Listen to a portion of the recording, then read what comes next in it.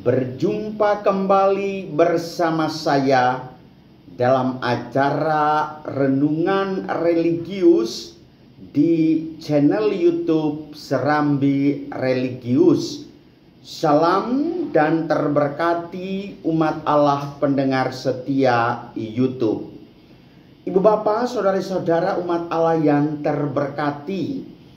Pada kesempatan ini saya hendak mengajak umat beriman sekalian untuk merenungkan betapa dahsyatnya doa orang Kristiani, dan doa secara benar adalah bagaimana.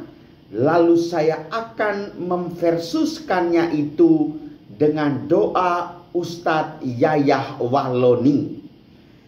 Di awal buku Yuket ditulis sebuah pertanyaan yang mungkin sering muncul di hati semua orang. Untuk tujuan apa kita ada di dunia ini? Jawaban ringkas yang diberikan adalah bahwa kita ada di dunia untuk mengenal dan mengasihi Allah, untuk berbuat baik menurut kehendaknya, dan untuk persiapan kelak masuk surga. Nah, maka menurut kehendak Allah, hidup kita di dunia adalah suatu perjalanan ke surga, suatu persiapan yang semestinya menjadi mengarahkan pandangan kita kepada Allah. Disinilah pentingnya doa, kekuatan doa sebagai bentuk interkoneksi pribadi manusia dengan pribadi Tuhan. Bagaimana berdoa yang benar menurut ajaran Kristiani? Nah, doa pada hakikatnya adalah suatu pandangan ke surga, sehingga merupakan semacam prasyarat yang penting agar kelak kita pun dapat sampai ke dalam kerajaan sorga. Inilah mimpi kita, inilah visi hidup kita menuju dunia akhirat. Santa Teresia dari kanak-kanak Yesus pernah mengatakan indah sekali. Beliau mengatakan bahwa bagiku doa adalah ayunan hati, suatu pandangan sederhana ke surga, satu seruan syukur dan cinta kasih di tengah percobaan dan di tengah kegembiraan. Maka doa itu berkaitan dengan pengangkatan hati kita kepada Tuhan atas dasar kasih kita kepadanya. Untuk mengucap syukur ataupun untuk memohon rahmat dan pertolongannya sungguh-sungguh keluar dari hati.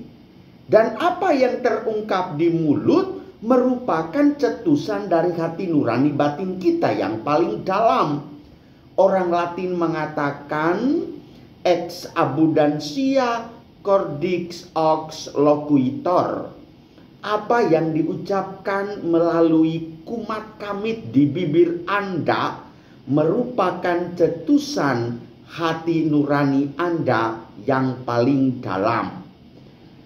Allah telah memilih kita dan akan selalu mendampingi kita dalam memasuki kehidupan kelak bersamanya. Surat Rasul Paulus kepada jemaat di Efesus bab 1 ayat 3 sampai dengan 10. Maka dengan demikian saudara-saudari umat Allah yang terkasih, doa adalah merupakan suatu karunia, dan kerendahan hati adalah pondasi dasar dalam berdoa. Doa adalah perjumpaan dengan Tuhan, sebuah perjanjian dan persekutuan dengannya. Tuhan memanggil semua orang untuk berdoa. Siapapun dia boleh saja berdoa. Yesus pun telah berdoa dan ia menunjukkan kelekatan penuh cinta antara hatinya dengan misteri kehendak Bapaknya. Yesus sudah menyerahkan dirinya kepada Bapa. Ia yakin sungguh bahwa doanya didengarkan. Yesus mengajar bagaimana kita berdoa. Berdoalah diawali dengan suasana batin yang penuh dengan pertobatan. Hati yang murni melekat kepada Tuhan dan mengawali doa dengan ucapan syukur, bukan mencela, mencibir, dan hanya meminta serta memvonis Tuhan, apalagi mengeluarkan kata-kata yang mengatakan, Tuhan dengarkanlah doaku ini.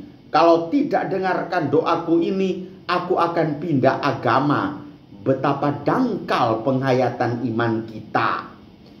Doa itu juga kita meminta penuh iman, menyerahkan segenap hati kita kepada Bapa, menaruh perhatian kepadanya, dan kita mengatur dan menyebut dalam namanya, mencari dan menemukan keinginan untuk datangnya kerajaan Allah. Saudara-saudari umat Allah yang terkasih, oleh karena itu kita harus memiliki keinginan untuk berdoa. Keinginan menunjukkan keimananmu, dan kita masuk dalam doa melalui pintu yang sempit, yaitu iman.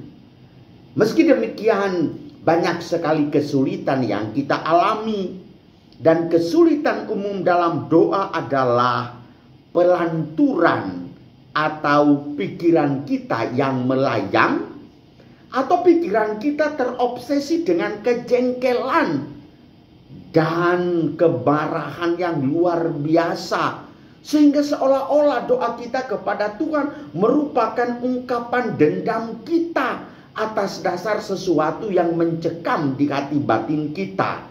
Kalau seperti ini merupakan doa orang kafir.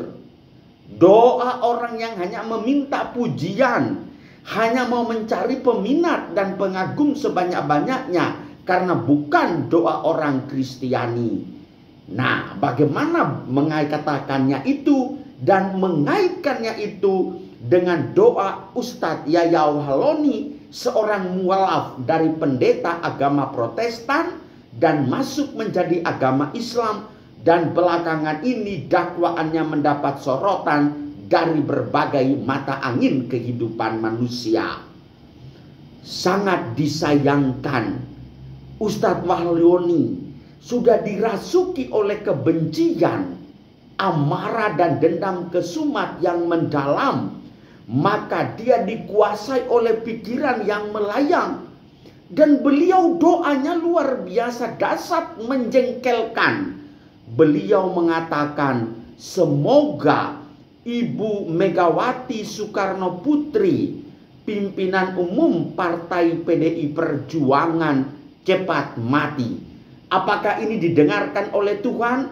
Tuhan akan menaruh bungkuknya dan menaruh bokongnya kepada seruan Ustadz Yaya Wahloni.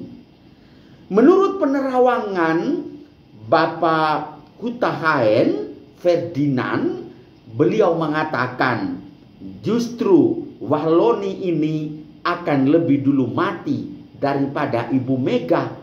Kalau kita mengaitkannya dengan doa orang Kristiani, maka doa ini adalah doa orang kafir, doa orang yang tidak tahu diri. Dan seluruh agama di dunia dan di Indonesia, 6 agama resmi dalam pengakuan tata negara Republik Indonesia, tidak pernah diajarkan berdoa kepada Tuhan agar orang lain segera mati.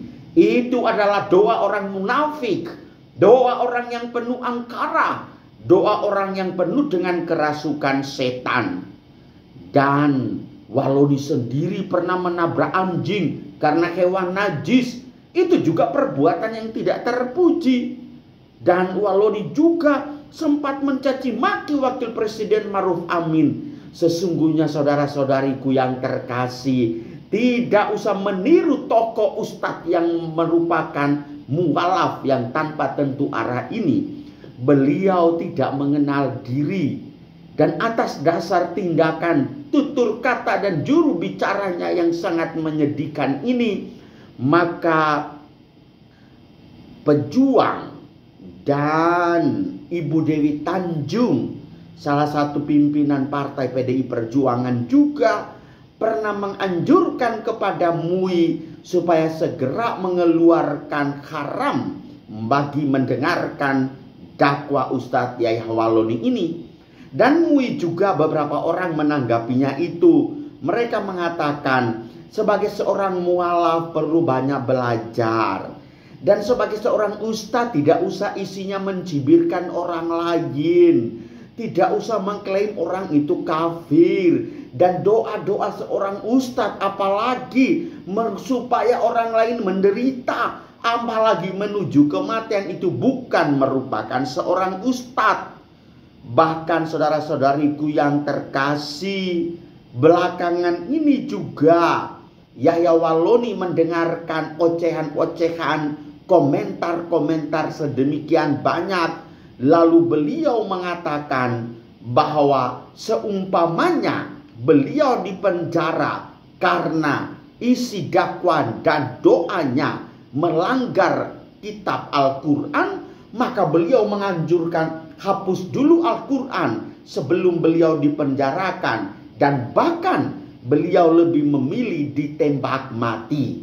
Sungguh sangat keji dan najis perbuatan seorang mualaf seperti ini.